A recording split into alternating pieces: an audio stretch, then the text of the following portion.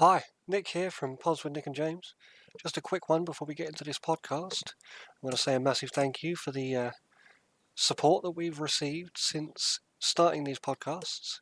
We thoroughly enjoy it and we look forward to creating more. If you want to have your say on any topics that we've discussed or suggest future topics, then you can do so at www.reddit.com/r/Nick and James Pods. And if you want to support us, you can do so for from as little as £1 a month, and you can do that at www.patreon.com/pods with Nick and James. Anyway, back to the podcast.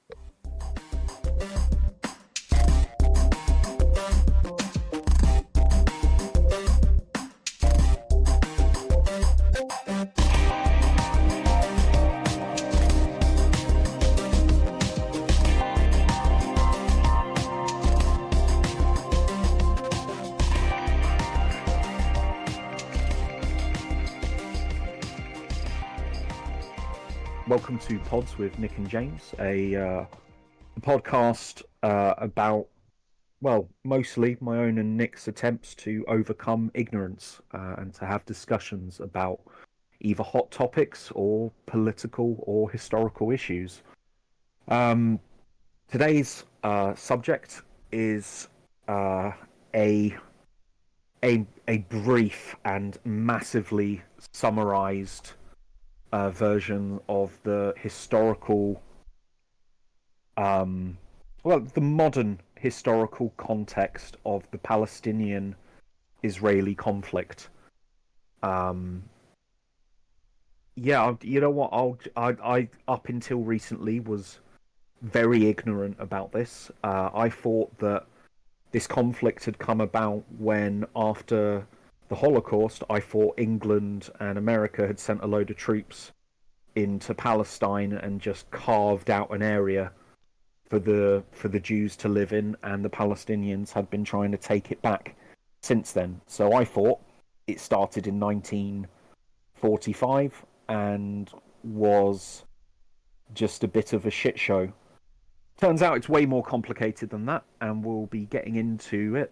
I will, just to mention my sources here, I've read the book, The Palestinian-Israeli Conflict, a very short introduction by the Oxford Press by Martin Bunton. I have not memorized the whole book by any stretch of the imagination, and unfortunately there will be some key points that I miss out. So if you are an expert on this and you are listening to this podcast, maybe switch off or just get incredibly high before listening to this, because there will be things that I miss that will probably frustrate you if you are genuinely an expert. Let's start off though. One thing I have learned is in some of my stunts I've done too much talking, so I'm going to start with some questions. Nick, how much were you taught about this in school? I'll be completely honest. When it's come to Israel and Palestine, I am probably your stereotypical British citizen. In by which I mean I am naive to hell by it. I know little bits, but not enough. I mean, I honestly, if I was going to be completely straight with you, I could even ask you the question, who's the bad guy? You know what I mean? Like, that's how little I know about it. Like, there's obviously a good side, bad side. Look at Russia, Ukraine. It's quite clear that there's a good side, bad side, shall we say? But it's all Well, perspective. there's But definitely an invader yeah, and a UN territory okay. which has been invaded. But yeah, Okay, so I'm so naive to it. I have no idea. Please do enlighten me. I look forward to learning from you. okay. Well, the annoying thing here is I hadn't even done research into the ancient history of this, so I'll just use what knowledge I have learnt from being like a church member for 10 years. Okay, so in the area of the Middle East, in modern day Palestine, and in modern day Palestine, there were lots of different kingdoms which were carved by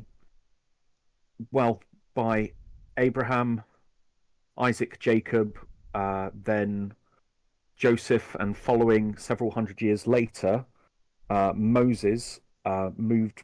Sorry, originally it was Abraham, Isaac, and Jacob lived in what is modern day Palestine. They then moved to Egypt during a famine in the land. Several hundred years passed, and the good favor of the Egyptians towards the Jews was forgotten, and they became complete slaves. Um, During Moses, he busted them out of there for a shorter version of doing it.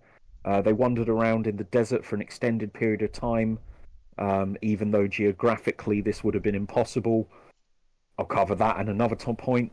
And then, I'm just assuming it was like almost like game physics, like they got turned around or something. But anyway, wait. Right. They moved. They moved back in. They invaded the land slowly but surely. Like there was the fall of Jericho. There were the 12 spies and the two good spies, Joshua and Caleb. And there's lots of stories in the Bible how the Jewish people migrated from Egypt into the land, into this land which God said he had given to them, and that was overflowing with milk and honey. There is that. I can't remember off the top of my head. I know which book it's in. It's in Genesis. I know which chapters it's in. It's in the later chapters of Genesis. I can't tell you which chapter and which verse off the top of my head. I haven't done my research in this. I've looked at it as a modern political conflict, but it's nice to get some historical context as well. Yeah, exactly. So the Jewish people have it written in the Torah, in the first 5 books of the Old Testament, which is also included. So the Torah is included in the Old Testament. It's also included in the Bible. It's also included in anything which isn't Islam. Would be the only Abrahamic faith which doesn't necessarily include the Torah as scripture per se. However, all 3 are linked, and we covered that before. Yeah. Okay, so the Jewish people were promised this land, and they moved into this land, and they were fruitful, and they continued to expand, and their population continued to grow. They then had the judges, and the judges were like these prophets who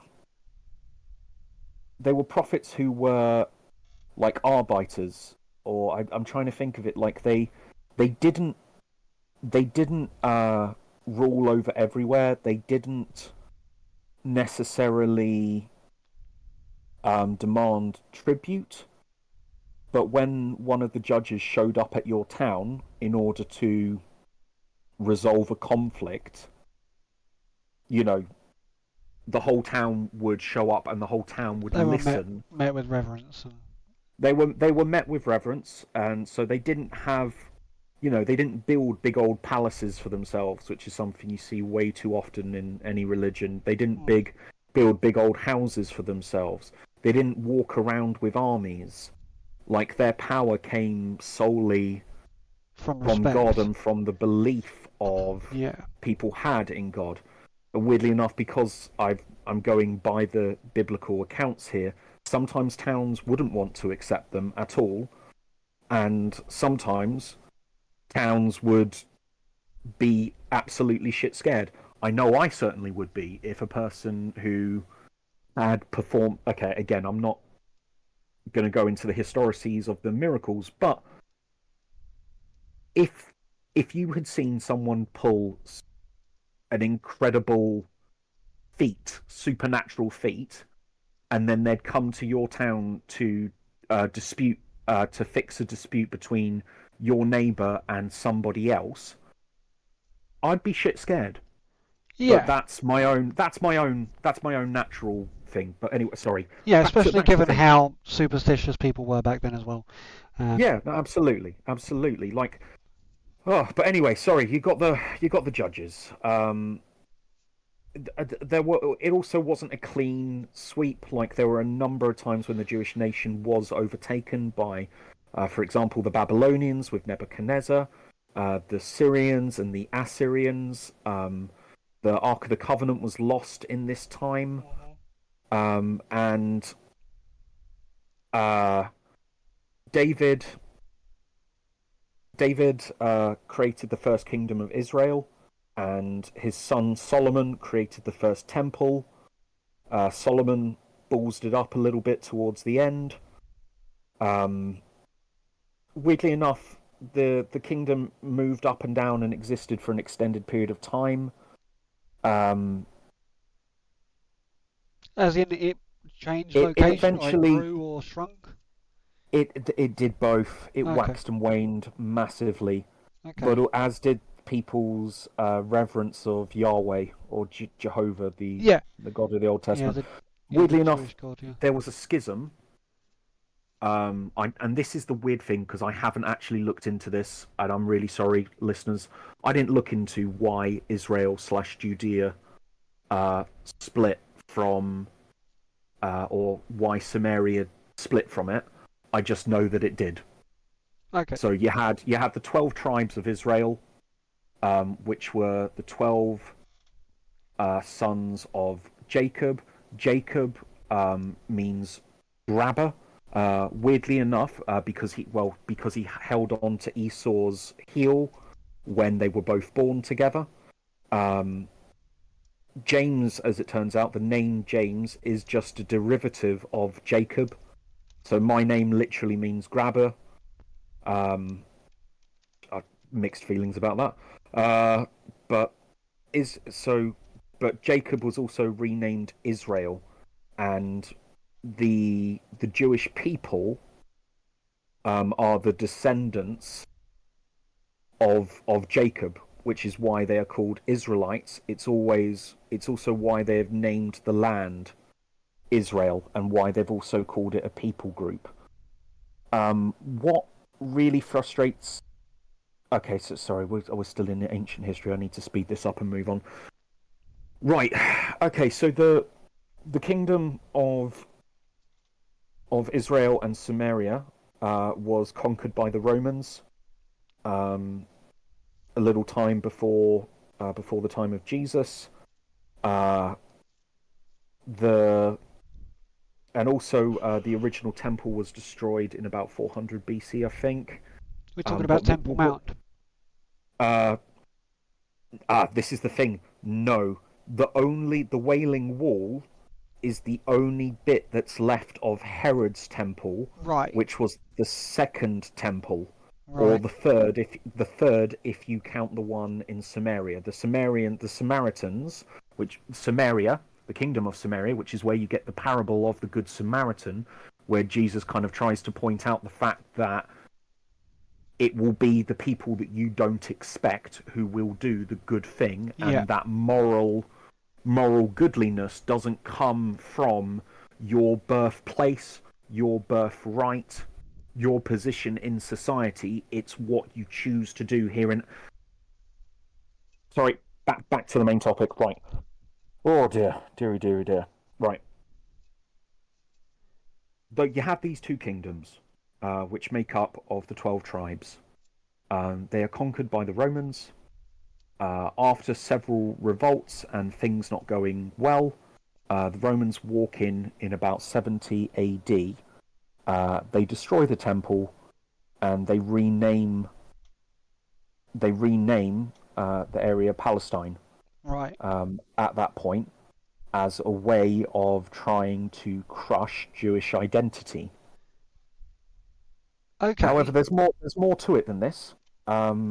These places still exist, and Jewish identity, despite having their most holy of holy places destroyed, yeah. the Jewish people spread throughout all lands as they are wanted to do as they are wont to do as each family is directed. Now, what I find weird is that the Jewish people spread throughout the land. but a number of them stay Right. in Palestine. Yeah.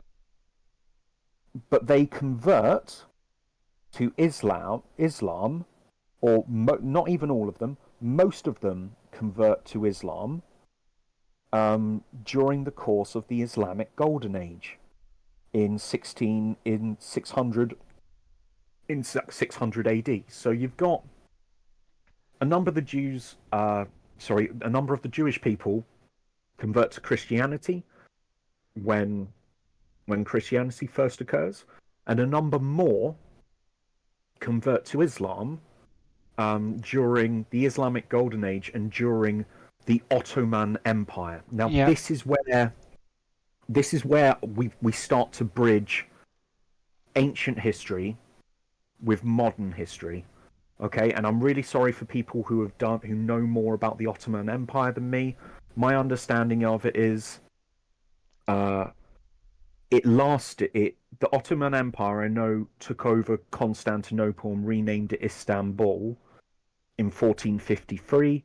The Ottoman Empire existed before then, but it also existed all the way up until 1917. So That's incredible. the Ottoman sultans were still knocking about at the time of the Titanic. That's incredible. I mean, it's not The Egypt Ottoman incredible, but it is sultans. incredible, especially for modern day. Well, absolutely, but this is the really annoying thing. So okay, so what we're going to do at the time of the Ottoman Empire, so we're talking several hundred years ago, and at this point, most of the populace of Israel have converted to Islam and are now considered by the Ottoman Empire to be Arabs Right. rather than Jewish. Okay? Yeah. So, the area of Palestine at the time of 1917 was just called the Levant. Mhm. Okay? Yeah. So it had the ancient name of Palestine. The whole area was named to the Levant under the Ottoman Empire, and there were a couple of different provinces, but the name Palestine and the name Israel was not used. Okay? Mhm. 19 right. Things you know what, here's another question for you, just so I'm not talking. Do you have any idea how big the area of Palestine and Israel is? I mean, I know how. I'm gonna say small. Um, Hmm. I know how small Israel is in context. And if I'm right in I'm probably going to be crucified for saying this, but Palestine sits inside, um, like modern day Palestine sits inside Israel, so I can imagine it's even smaller. Well, the area is 26,790 square kilometers, Hmm. which is slightly bigger than Wales. Okay, okay, Is the way okay. to do this. And Okay. there's probably just about the same amount of sheep. Or goats. Um, Goats. I mean, to be fair, I'd like to think there was slightly more. In Just Israel? because yeah, because the weird thing is, although a lot of the fighting happens in the cities, um, the majority of the land is barren hill country.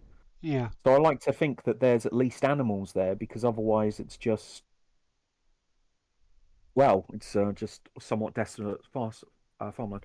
So it was called the Levant until 1917. It was also known as the Greater Syria Empire. Hmm. In present day, you've got Israel, Jordan, Lebanon, Syria, Palestine, and Turkey. All make up the area of the Levant. And Egypt. Okay. Or is it? Yes. Well, Egypt's seen as Egypt's seen as separate. Yeah, because I suppose Uh, Egypt never contested, did it? Um, exactly, yeah. exactly. Although they have had their hand in things. Right. Okay. So, all right. So, I guess we'll start with um. Right. So one of the things that really frustrated me is that both sides have claimed the other as entirely illegitimate at times. So you've had the Arabs say that if the Zionists didn't exist, then the Britons would have made them up. Um, the and right-wing American, a number of Republicans have said that Palestine is a made-up country. I find both of those views slightly ridiculous. As if people exist in front of you and they claim to be a thing, yes, it might be something, all culture is made up, but to claim that a group is illegitimate simply because it is man-made is ridiculous, because all countries are man-made. Yeah, yeah. I mean, from what I'm getting at the moment, and please correct me if I'm wrong, what I'm hearing is that a group of people that lived in this country decided that they didn't want to be part of that country but wanted to follow their own, be their own leaders, and therefore took a little area that grew and grew and grew into its own country, um, which was the same country, but they wanted to for some reason to keep it separate. Um, Well, this is the really weird thing. Okay, so also just a fun fact to try and lighten the mood.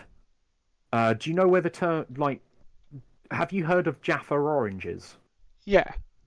Okay, I hadn't even heard this. I had no idea Jaffa cakes were called Jaffa cakes because they're named after Jaffa oranges, which in turn is a port city in Israel. Oh. Didn't know that.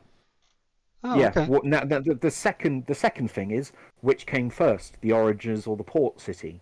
So are the oranges named after where they're from, or is where they're from named after their produce? Probably the first, but I'm gonna you know what? go with the first. Yeah. I think Yeah. maybe. Yeah. Okay. So, right, I've covered a brief. So, in short, ancient land was um, conquered and inhabited by the Jewish people, as by the mandates of God and by what their own will.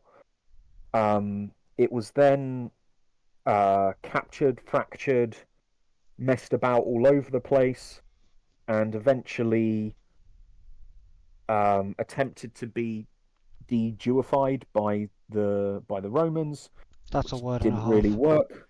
Yeah, oh God, wrong word, but you know what I mean. You know what? Cut that. It just the Romans tried to crush the Jewish people's spirit and the Jewish people's way of doing things. They tried to do what they do everywhere, which is make everyone Roman. Yeah. Um, but yeah, so Credit to the apologies. Jewish. Like they have not had it easy, and yet I've met quite a few Jewish people, and they seem pretty nice people. Yeah, yeah. Well, all people are people. Yeah. Um, yeah, I. Oh, right. Yeah, I'm just tripping up over myself. Right. The point. The point is, people have. So some of the Jews, uh, converted to Christianity. Some of the Jews, converted to Islam. In the Over the thousands of years between ancient history and modern day, um, the the Jewish people in the area of Israel and Palestine became mostly Arabic, until something very specific happened in 1897. Okay. Okay. What happened in 1897? All right. So the Zionist movement was born. Okay. Now I Have only you know. I'll be have you completely been honest. told anything about the Zionist movement? No, the most I know about Zion is from Bob Marley. Okay, that's fair enough. Yeah, that's Rastafarianism. No, I mean Zionism. literally iron like a iron. Like a lion in Zion is the lyric, and I have never heard it before or after. No context for it. It's just a word in a song to me. No, that's fair enough. It's also used as the name of the city in the Matrix films, Yes, as the last yes. bastion of humankind. But Actually, yep, you are completely right. I am naive. I didn't remember that. not at all. It's literally a pop culture film. I'm not judging your intelligence based on your ability to remember that or not. Right. The Zionist. So the Jewish at the time of by the 1800s, the Jewish people had spread throughout Europe, and the people who now lived in Israel and Palestine were mostly Arabic, with a very small Jewish community still knocking around everywhere as they do, which is fair enough. Um, a number of Jews moved back to Israel during the Russian persecutions through the 1800s under the rule of the Tsars Alexander the First, Second, and Third. That in itself will be a topic for another time. Yeah. Um, However, having said that, the majority was still Arabic. Okay. Okay. Um, Zionism was a meeting uh, arranged by somebody called Theodore Herzl, and in it was originally put forward for the creation of a Jewish nation, as Theodore had realized that Jews, as you've said, have had a hard time of it. Wherever they go, their different customs, their own, not insular nature, but their own cultural identity, which doesn't necessarily immediately bleed into the country or change to accommodate the country where they're in. The fact that they are the fact that they have a separate identity means that they are always targeted Yeah. as the alien, as the immigrant, as the outsider. I can't help but think that Because, somehow that's got like a large amount to do with their input into the most core religious matters. yeah, I Like you think actually, you know what? I think I'm misunderstanding you here. Please, yeah, please, like please. the the so if you think about Jewish um, input into um, history, like they're right at the middle of the Bible. They're right at the hit, like you said, they're key part in the Torah. Um, Even in Islam, there's like heavy input from um, Well, Jewish. Islam and Christianity both share the same foundations Yeah, of the patriarch of Abraham. yeah. Yeah, So, but like, despite it's almost like with all like I don't know whether this is the truth or whatnot, but it's almost like the Jewish were here first, um, and everybody else now doesn't like them because they're like the old ways. yes. To be fair, um, there is always going to be disdain. There we go. Yeah, Disdain for the older ways, for ideas of sacrifice, for ideas of you have to do this because it's the way it's always been done. yeah. Everybody likes their freedom, and in society, in the media, it's very much always put through that it is your fundamental right to choose your own destiny and to do your own thing. Hmm. I agree with that to a point, and again, that's another conversation for another time. I mean, I've I got to did, give the Jewish people credit because throughout all of their subjugation, and oppression, should we say, for lack of a better term. I mean, they were exiled through a desert for I don't know how long, weren't they? 40 years. Yep. Yeah, And they were culled during the Second World War. Is the only word yeah, like massive. Um, yeah. It happened everywhere. yeah. I mentioned the Reconquista Yeah. in Spain. That when I talked about almost what's kind of put forward as the utopia of art, science, literature, tolerance Yeah. in the is it Mogul Spain when the Muslims ruled Spain for a Yeah. time, Yep. Yep. and yeah, just as the Muslims were pushed out um, in that time, the Jewish people did not have it easy during Yeah. that time either But at you all. gotta give them credit, right? Because throughout it all, they are Mm. still adamant they're gonna do things their way. You know what? Yeah, that's entirely true. Yeah, yeah. You know what? They haven't disappeared. It's incredible They resilience. haven't given up. It's either incredible resilience or incredible stupidity, and I'm gonna go towards it being incredible resilience because I don't want to insult them. I've got no reason to insult them. Yeah. Well, I think um, what the thing that kind of gets me here is that during the Zionist meetings, it was decided that they were going to try and move to Palestine or move to the area of Palestine, move to the old kingdom of Israel Yeah. and make it Jewish again.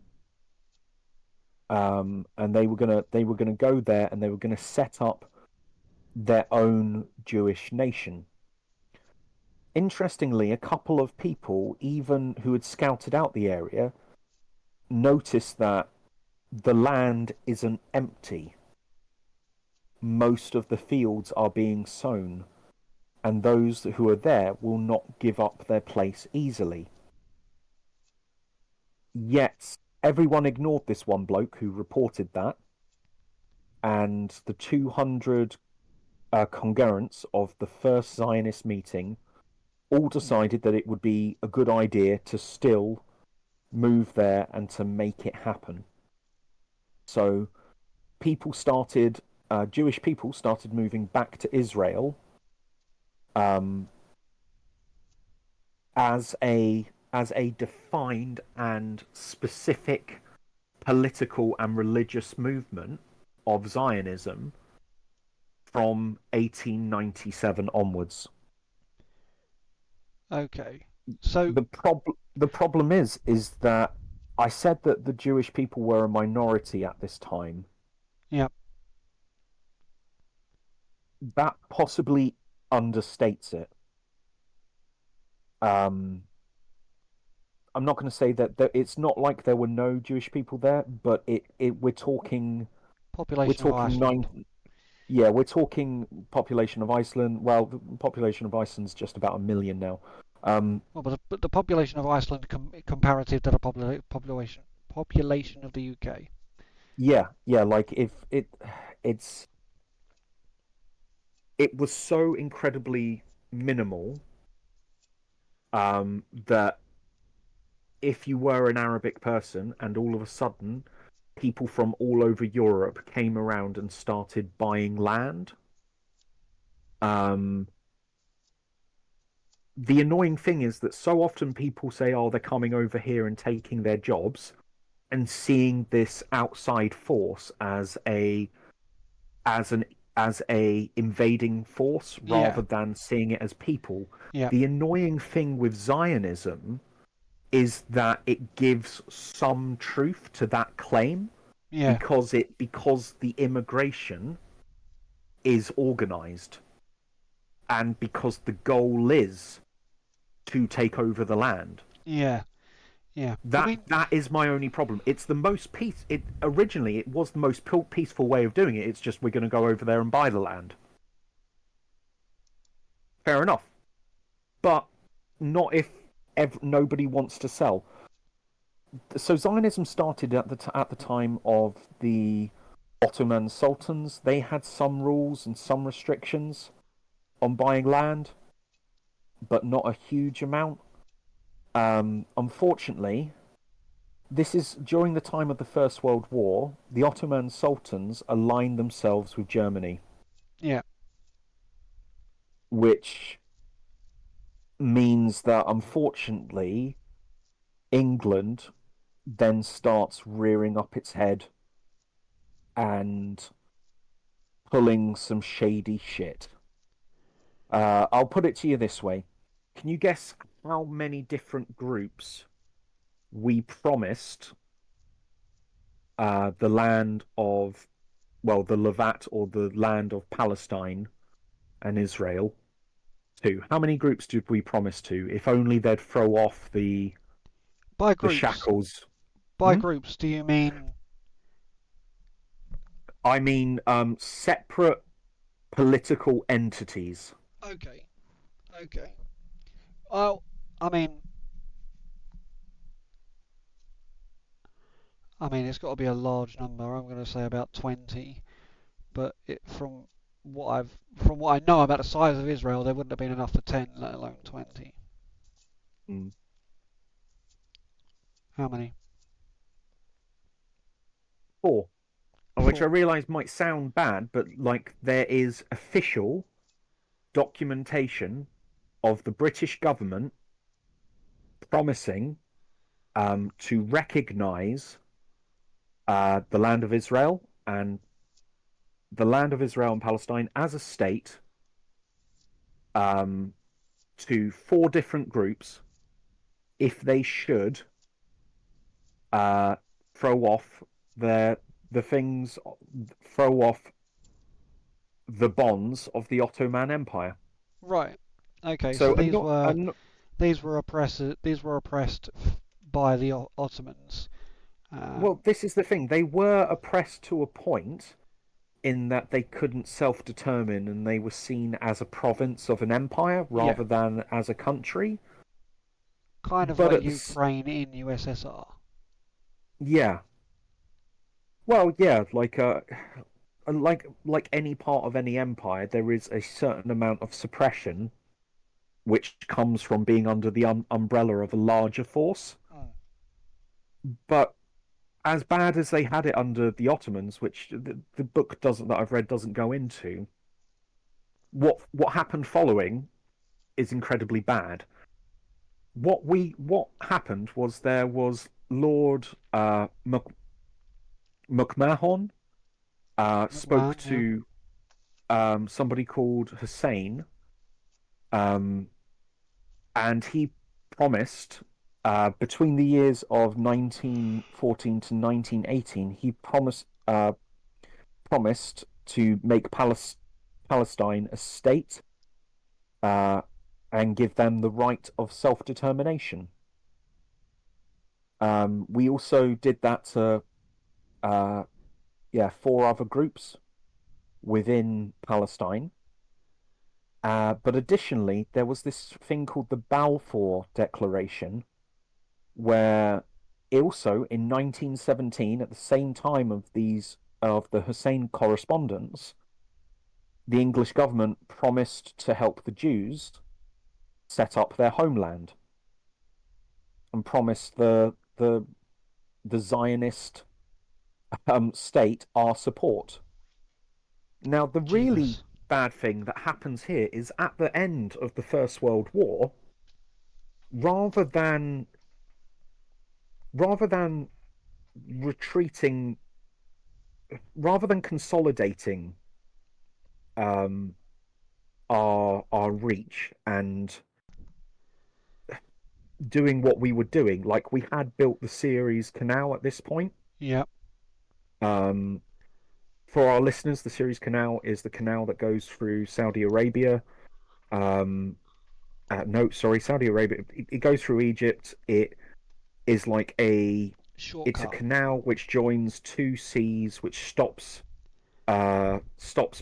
traders in the Mediterranean Sea having to sail all the way around Africa in order to get to India. Yeah. It saved everyone a lot of time, a lot of effort, and we'll Also, probably do a podcast on it on a different point. It's an amazing piece of engineering, but it at the end of the day, it's digging a ditch, but it has revolutionized the world. apart Right. from when a big container boat just turns sideways and blocks itself in, and then the entire world's economy is affected. Wasn't that in the Sadly, Suez that does Canal? that most certainly has happened at some point. Yeah, I'm pretty yeah. sure like there was a shortage of graphics cards when I wanted to buy a graphics card because they were all stuck in the Suez Canal. Yep, and there's also a reason for that as well. Yeah, we'll touch upon that at another point. Another point. Okay. Annoyingly, at the end of this, despite the fact that the Palestinians did revolt against the Ottoman sultans and the Ottoman Empire fell apart, rather than sticking to the promises of either the Balfour Declaration or the Hussein Correspondence, we make another agreement called the Skies-Picot Agreement. And rather than let people alone and let them do their own thing, we divvied up the land. That wasn't ours to between divvy up.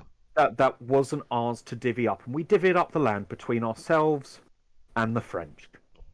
Seems fair. I mean, you can. I mean, Yeah. if I go into your house, I can just start giving out your things to whoever I want to give it Yeah. out to, right? Yeah, no, that's completely And fine. you'll be absolutely fine with it, and we Yeah, will I'm not never gonna be end up in spitting a fight. feathers. No, exactly. We never end up in a fight Yeah. over it. Yeah, exactly. Yeah. Exactly. So, this is the annoying thing. Um, the Skies-Picot Agreement massively screwed over the Arab nations. It was shitting on every promise England had made. So rather than having self-determination, they were now, rather than being ruled by Istanbul, they were now ruled by London.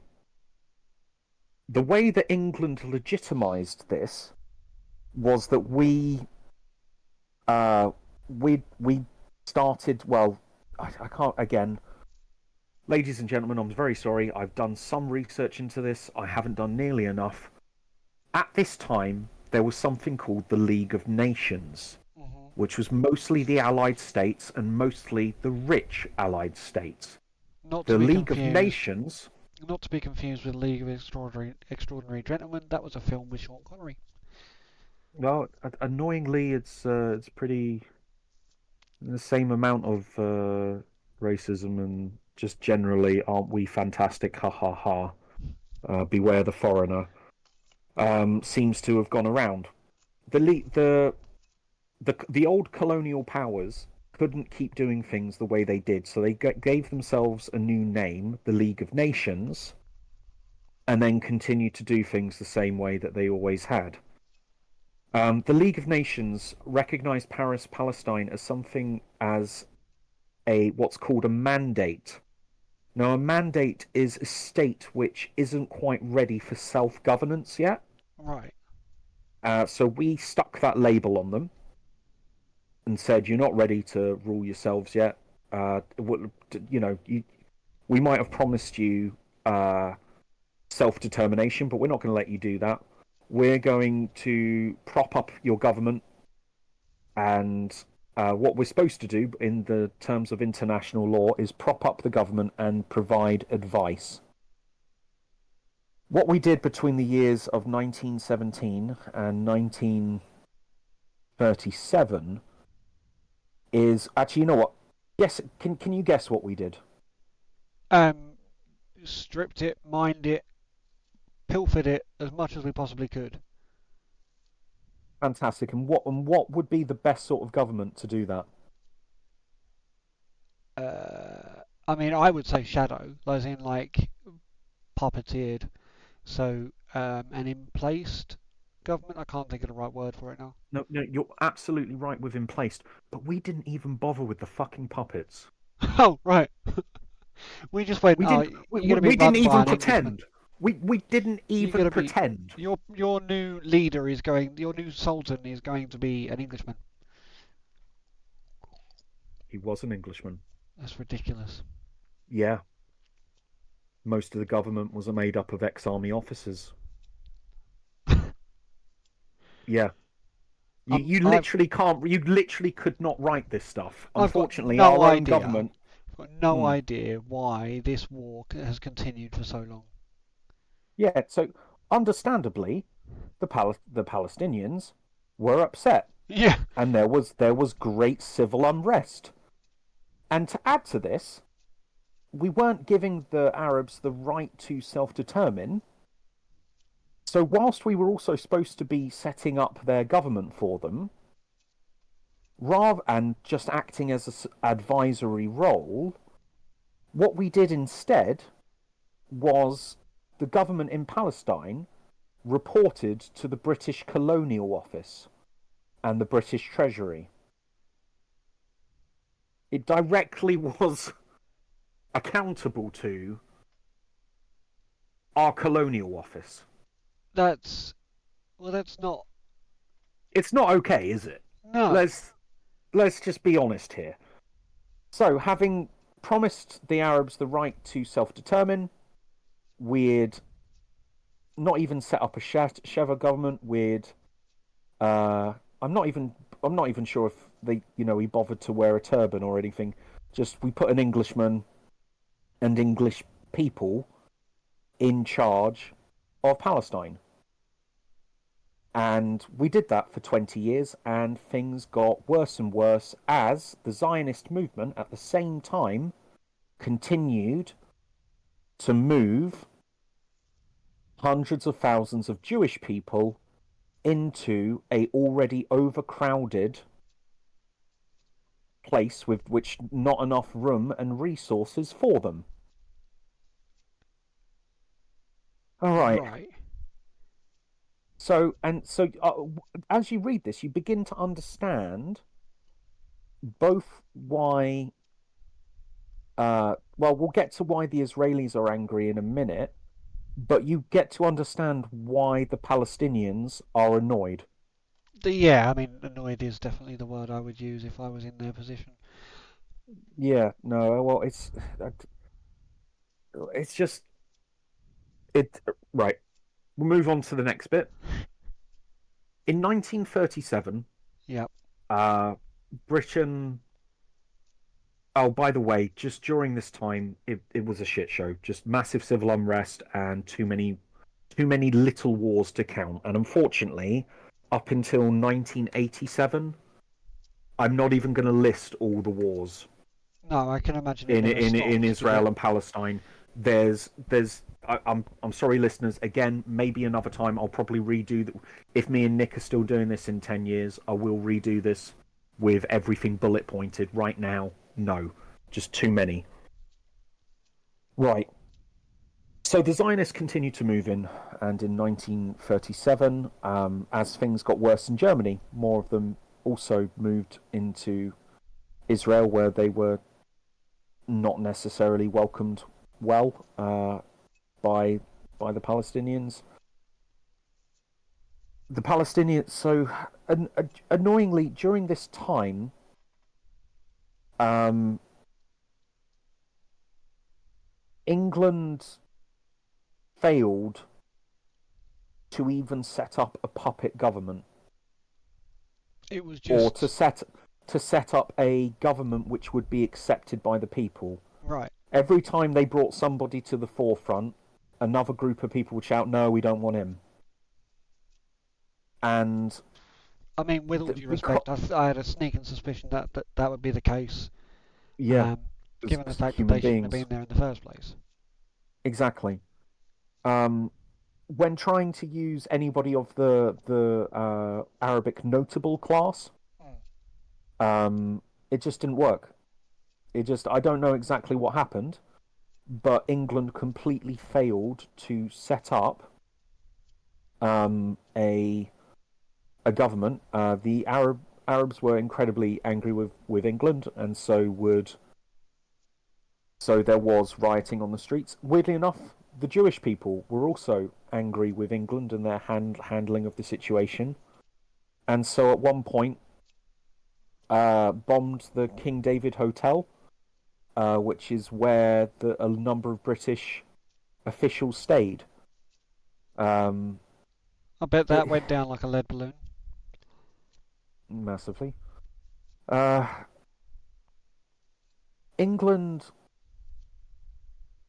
uh, at the time of the death of the League of Nations, as the UN started to become a thing, England immediately handed over the problem of Israel and Palestine to the UN. Um, there were also a number of accords and a number of armistices and a number of attempts to make agreements between the Jewish and the Palestinian people. However, during this time,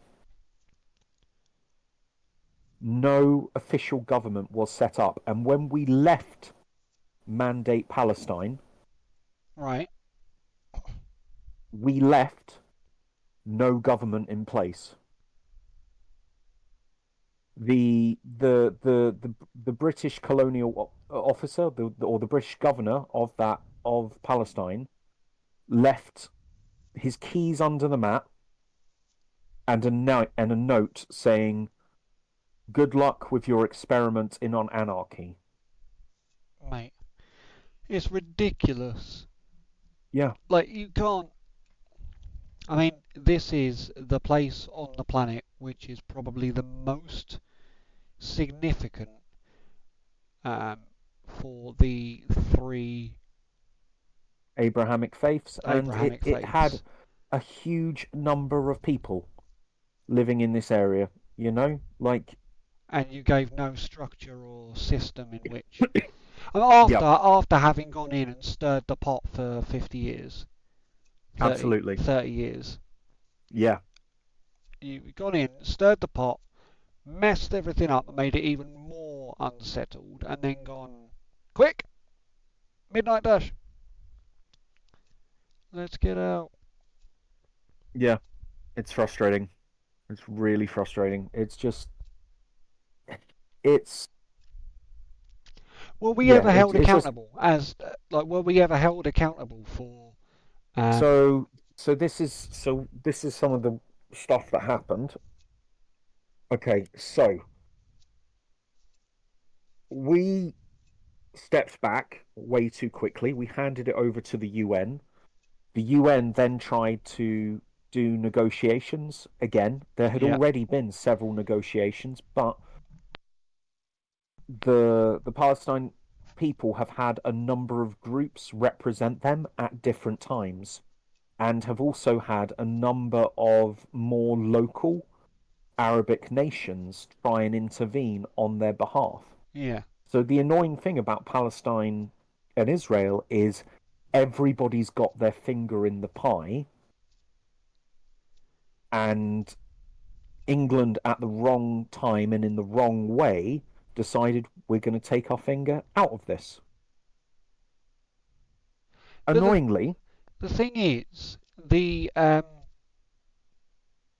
like you wouldn't trust if you were in their position, either Jewish or Palestinian, so either Israeli or Palestinian, um, you wouldn't trust anybody that said they were there to help yeah, because like and that's it, and that's exactly why, because a number of genuinely well-meaning people yeah, have actually come up with a number of a number of good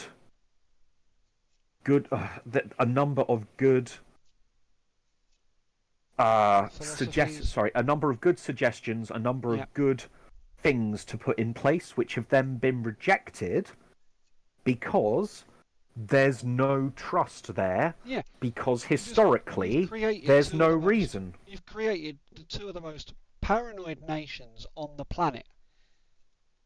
Like they're living in the most religious area on the planet Mm, for the vast majority of the population of the entire planet, and Mm. um, then you've made them the most paranoid people. Well, this is the annoying thing. So during this time, the UN tried to come up with an idea, and I'm just looking at something in the book here called the 1937 Peel Commission Partition Plan, which I can clearly see it, and it does make sense. And it's got a proposed Jewish state, and it's got a proposed Arab state, and then it's got an area to remain under the British Mandate, which is the holy sites, to give both peoples access. I'm Now, I'm the confused annoying as to thing, why the English why? still wanted to hold those religious points. Well, it's to be fair, I think it was literally a question of partition. Right. It's because the people were not getting on, Yeah. um, that it was done. The problem is that in the, I'm trying to think of the right. It's annoyingly, it's somewhat similar to the India-Pakistan thing, Yeah. where partition was done and it was done incredibly badly. You, the way that the problem, the reason why it ended up not happening is because in the Jewish area, the new Jewish state would have had over 100,000 Arabs who would Right. then be subject to an entirely hostile government. Hmm. And there were several, and there were a couple of thousand Jews in the Arab bit. So it's like, how do you hand over? How how do you hand over this state, or how do you hand over these people to another set of people? And that seems to be the core of the conflict, in that the lines keep on moving. The people who live in certain areas feel a demand of, everyone's got the right to live somewhere. Right.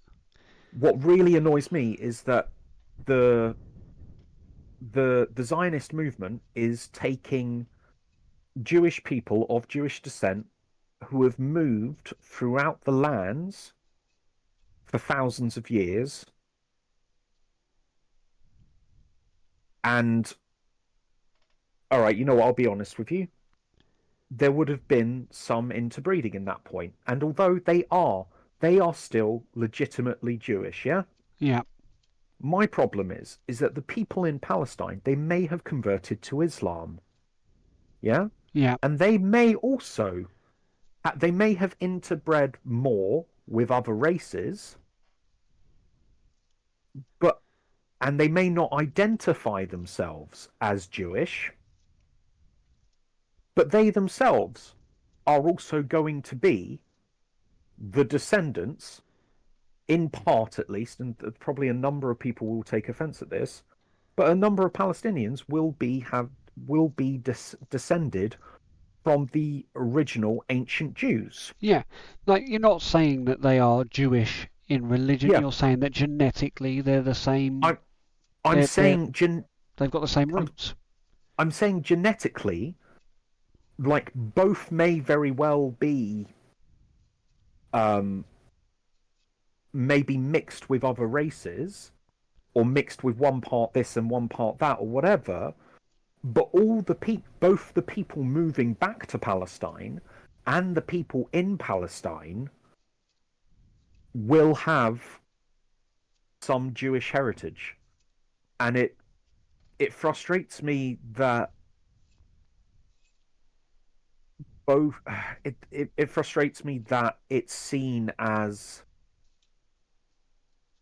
you know what, I'm not doing a good job of this. I shouldn't have started this when I had a migraine. Right, I'll cover something really quickly.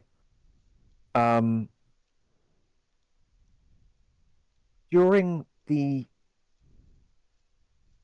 This is the modern context. Israel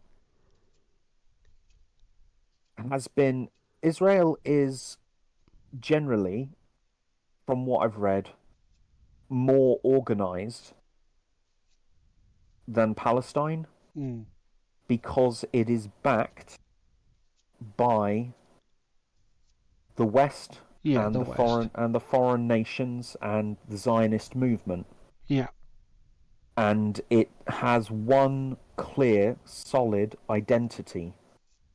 The Palestinians are backed by a number of Arabic organizations, and sorry, Islamic organizations, but there's still not enough of a core there. No, no, core's the wrong word.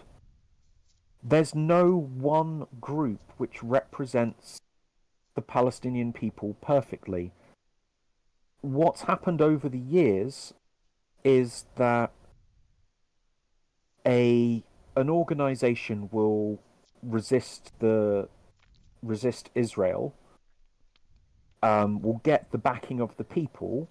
It will then try and um, negotiate with Israel and with the West in order to get what they need.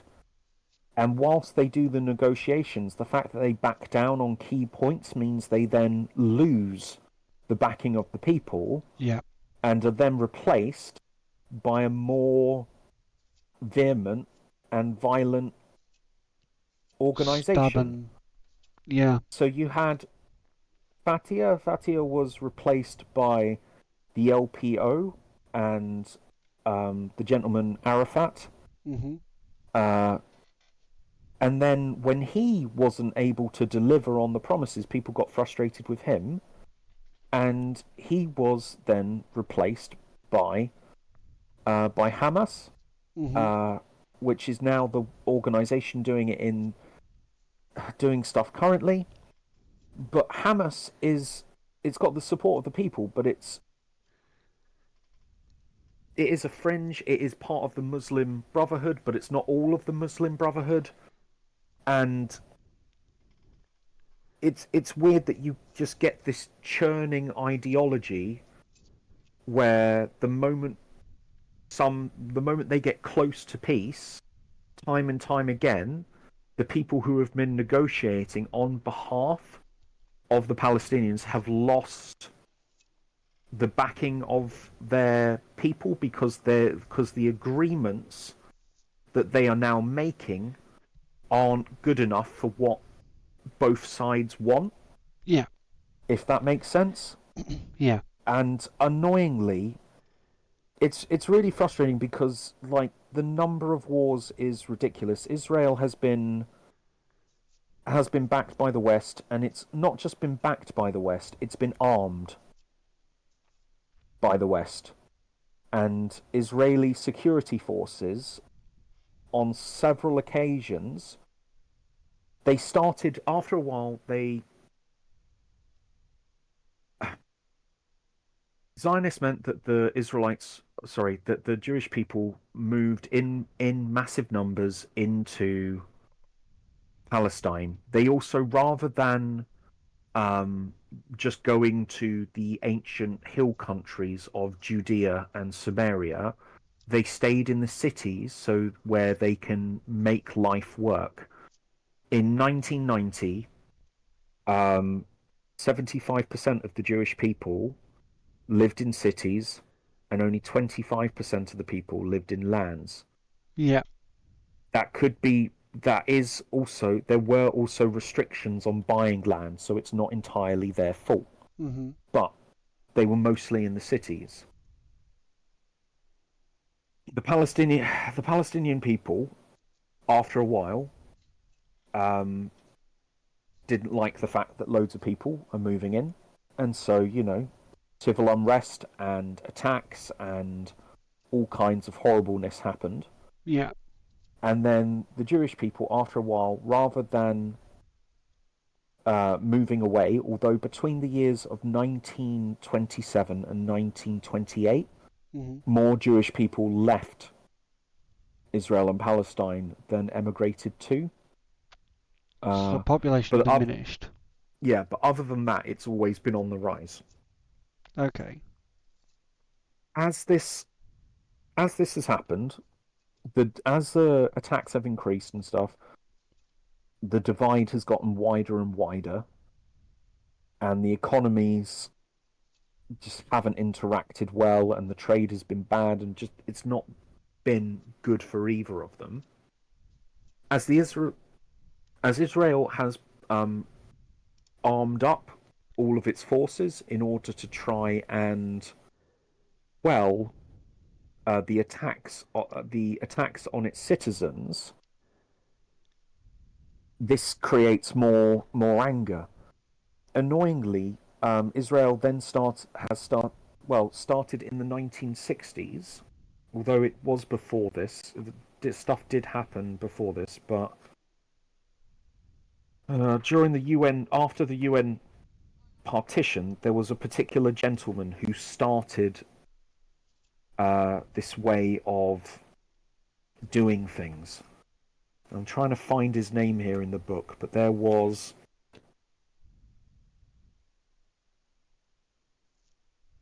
a gentleman whose basic tactic was to overreact, because Yeah. by overreacting, you stop the violence. Mhm.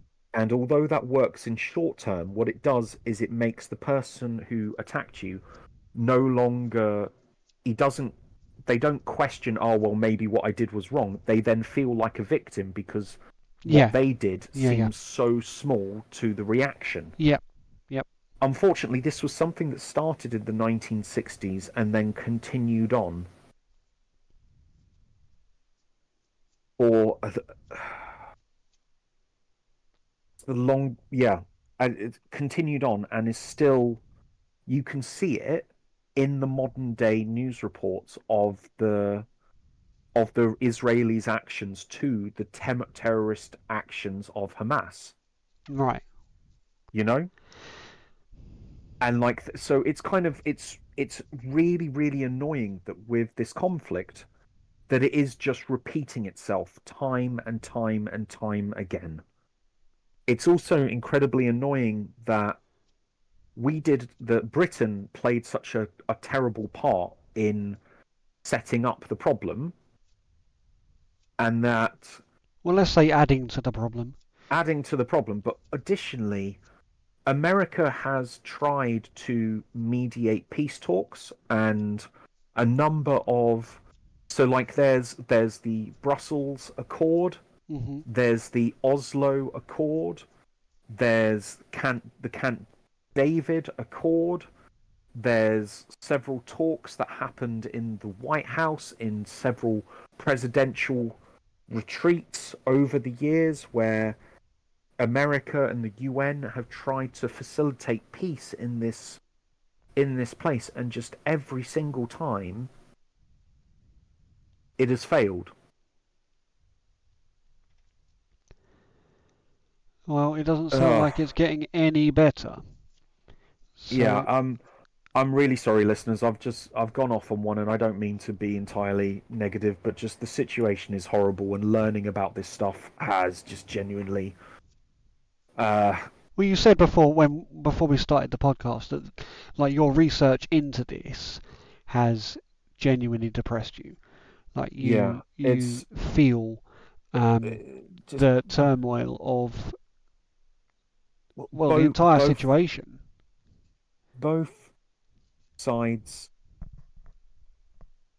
You can call a reprisal, but if you're killing people armed with stones with machine guns, it really doesn't seem like an honourable fight or an honourable reaction. Yeah. So who in context, who is the one with the guns and Okay, who is the one with the so stones? Israel has had military superiority Yeah.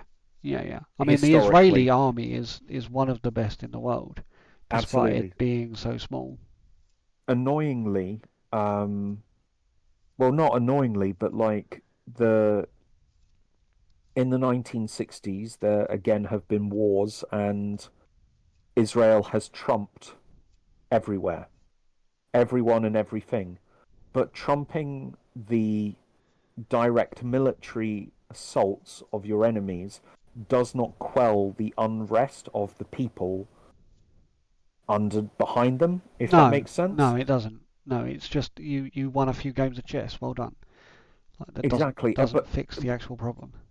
annoyingly, though, I can understand why Israel has resorted to violence because there have been so many accords, so many white papers, so many foreign nations putting forward proposals and making promises and trying to come up with solutions, and no one can agree. Like they apparently they came apparently Bill Clinton came close in his time. Apparently Barack Obama came close, but there's been no solid agreement. Both sides have a bloody nose, and both sides are not willing to not willing to. Yeah, just there doesn't seem to be a clear solution. Right, I'm really sorry about this. I'm done at this point. Listeners, thank you very much for bearing with me. Um, hopefully that gives some idea as to what's happened here or what's happened. I It's a certainly feel horrible. a lot more enlightened as to what like the context for the entire fight is, but I still don't know whether or not like I agree with our approach. I don't know whether I agree with um, the perspective. I absolutely understand the anger that people have towards the actions, the current actions and the previous actions of both parties. But Mm. like, I mean, there's genuinely no resolving this, is there? Well, it's there might there might be, but it would just require huge cooperation I think uh, with with the multiple groups. most with the most extreme, volatile, um, important part of the globe for so many people. Mm. Like this is going to be a cake that they fight over for a very, very long time, and Well, has this been. is yeah, no, absolutely. Which is sad. Which is It sad. is it's very sad. Like it's just I'm not gonna say the annoying thing is uh, Palestinians have the right to live, Yeah, as and do the Jewish people. and exactly Yeah, that's where I'm going. as do the Jewish And the people. as do the Jewish people have the right to live. Arguably, um, if arguably Zionism wouldn't have happened if Europe wasn't so anti-Semitic, and then if Zionism hadn't have happened, then uh, then some of the troubles wouldn't have happened. But then again, if England hadn't of lied to so many different Arabic groups and then just gone in and carved up the country anyway, And then left. yeah, and then left with nothing. With it's weirdly enough, Mandate Palestine is the only colony left without out a government in English history. And in all other cases, Mm.